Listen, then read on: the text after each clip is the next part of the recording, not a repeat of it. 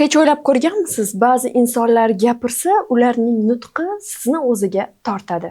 Ba'zi insonlar gapirsa esa birinchi jumlasidanoq sizni zeriktiradi. So'z bu qurol. Bir so'z bilan siz o'zingizni obro'yingizni ko'tarishingiz mumkin. Yoki bir so'z bilan o'zingizni obro'sizlantirishingiz mumkin. Bugun sizlar bilan chiroyli nutq so'zlashning eng muhim sirlari bilan bo'lishaman. Videoni oxirigacha ko'rishingizni tavsiya qilaman. Video oxirida siz uchun ajoyib sovg'a ham tayyorlab qo'yganmiz. Keling undan oldin tanishib olamiz. Men Dildora Malikovna, boshlovchi, jurnalist va brend face. Media sohasiga ilk qadamim 3-4 yil avval Pedagogika universitetida o'qib yurgan paytlarimda boshlangan.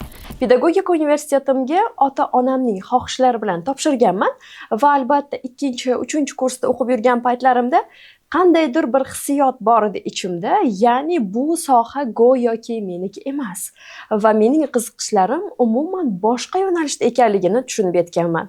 Shunda men yoshligimga nazar tashlaganman. Aynan yoshligimda men ko'plab tadbirlarda boshlovchilik qilardim, faol ishtirok etardim.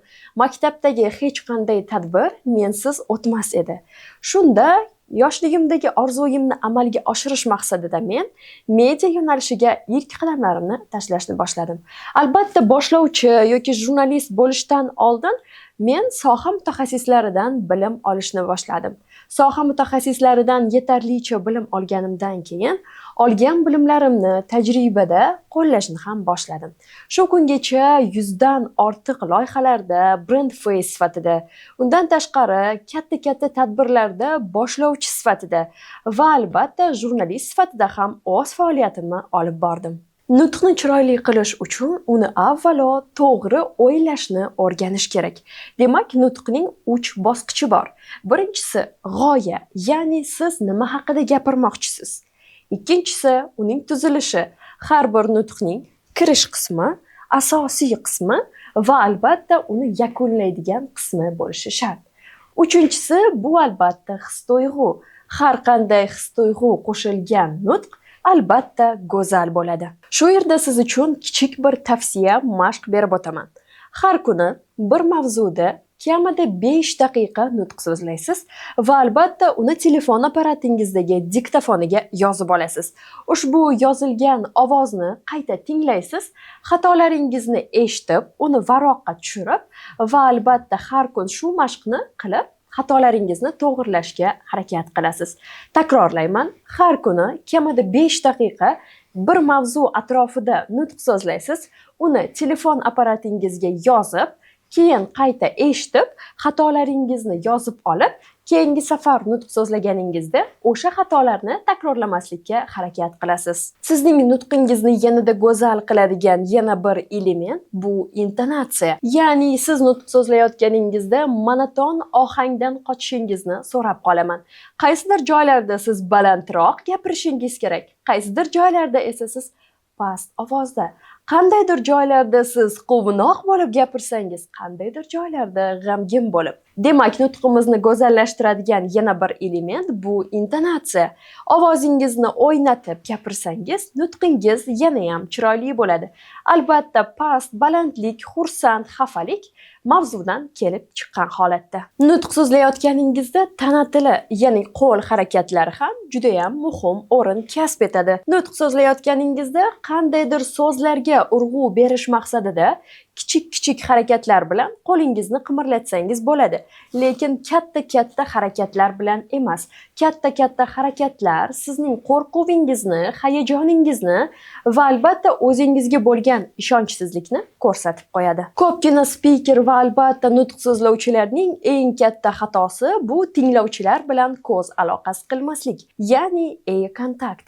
Ko'pchilik nutq so'zlayotganda qandaydir shiftlarga yoki boshqa tomonga qarab nutq so'zlaydi. Bu esa uning nutqi tomoshabinlar va tinglovchilarga ta'sir qilmasligiga sabab bo'ladi. Nutq so'zlayotganda tinglovchilaringizning ko'zlariga qarab gaplashsangiz, so'zlayotgan nutqingiz ancha ta'sirliroq chiqadi. Nutq so'zlayotganingizda juda ham tez va juda ham sekin gapirmasligingizni tavsiya qilaman, chunki sekin gapirsangiz U tinglovchilarni zeriktirib qo'yadi. Juda ham tez gapirsangiz esa ular sizni tushunmay qolishi mumkin. Shu yerda sizning tezligingizni va albatta ohangingizni boshqarishni o'rgatadigan bir kichik mashq berib o'taman.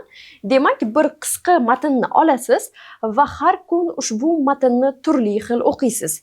Bir kun quvnoq tarzda, bir kun xafa tarzda, bir kun motivatsion tarzda, bir kun jiddiy bo'lib, bir kun sekinroq, bir kun esa tezroq.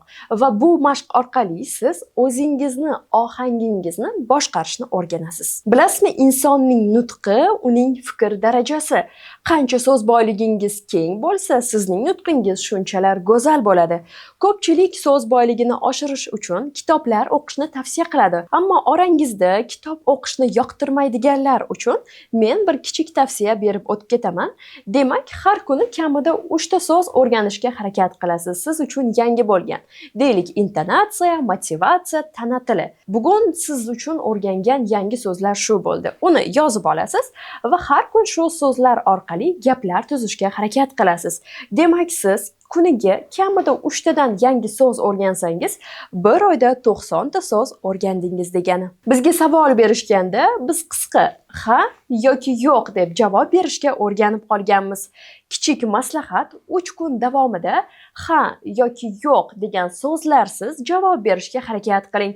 Bu sizning ijodiy fikrlashingizni o'sishiga yordam beradi. Misol uchun, sizga sen suv ichishni xohlaysanmi deb savol berishsa, siz ha yoki yo'q deb emas, balki men chanqadim, shu kabi javoblarni berishingiz mumkin. Yana boshqacha javoblar ham bersangiz bo'ladi.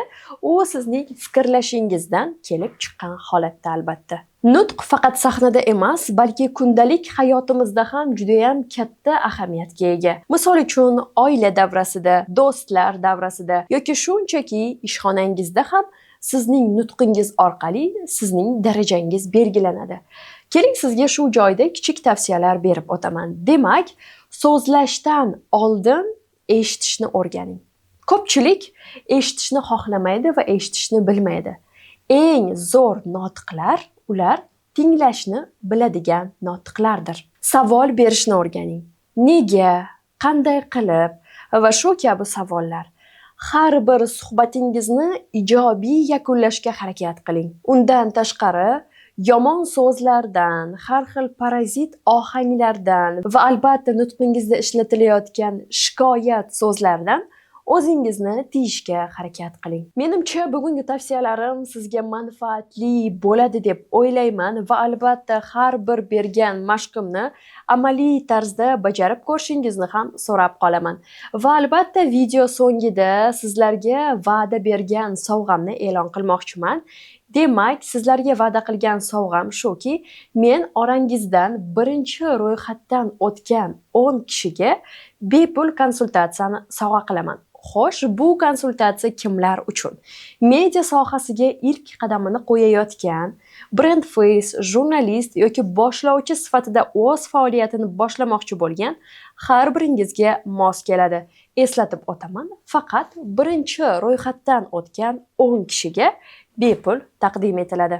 Keyingi videolarda ko'rishguncha